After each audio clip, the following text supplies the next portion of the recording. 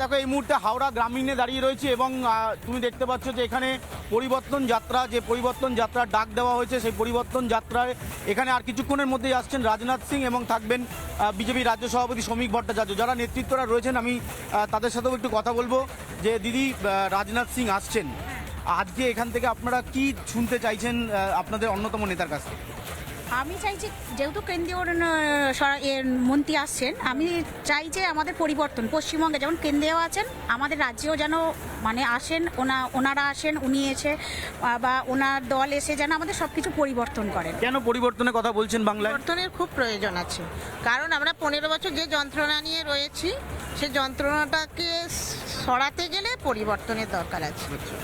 কারণ সবচেয়ে বড় কথা হচ্ছে যে কর্মসংস্থান খুবই অবস্থা খারাপ। অর্থাৎ বুঝতেই পারছো যে পরিবর্তন প্রয়োজন আছে, সেই কারণে পরিবর্তন যাত্রার ডাক দিয়েছে বিজেপি। সরাসরি আমি সেই ছবি দেখাচ্ছি। রাজনাথ সিং আর কিছুক্ষণের মধ্যেই এখানে চলে আসবেন, শ্রমিক ভট্টাচার্য থাকবেন। ইতিমধ্যেই দেখতে পাচ্ছ যে পুলিশের যারা নিরাপত্তারা রয়েছেন, রাজনাথ সিংয়ের নিরাপত্তায় যারা রয়েছেন তারা এই মুহূর্তে মঞ্চে রয়েছেন, জেলা নেতৃত্বরা রয়েছেন। ফলে সব মিলিয়ে অপেক্ষা করা হচ্ছে রাজনাথ সিংয়ের জন্য। হাওড়া গ্রামীণে আমরা দাঁড়িয়ে রয়েছি, শ্রমিক ভট্টাচার্য আসছেন। এখান থেকে তাদের একটা 2.5 কিলোমিটারের একটা র্যালি করার কথা আছে। সেই র্যালি হলে গেলেই গোটা বিষয়টি আরও স্পষ্ট হয়ে যাবে এখান থেকে আজকে রাজনাথ সিং কী বক্তব্য রাখছেন।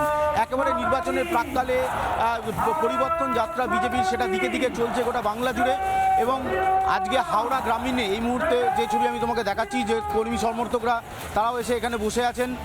রাজনাথ সিং আসবেন এবং তার বক্তব্য শুনবেন, তিনি কি বলছেন সেটাই কিন্তু মূলত জানার বিষয় রয়েছে।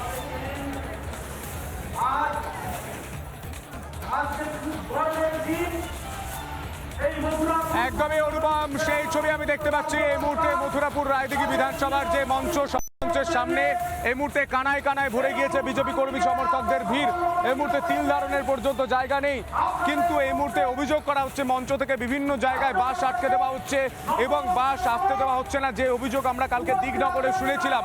এবং যে বাস ভাড়া করা হয়েছিল মালিকদের ভয় দেখিয়ে, সেই বাস দেওয়া হচ্ছে না, অর্থাৎ চক্রান্ত করা হচ্ছে শাসক দলের তরফ থেকে, এমনটা কিন্তু অভিযোগ করা হচ্ছে মঞ্চ থেকে।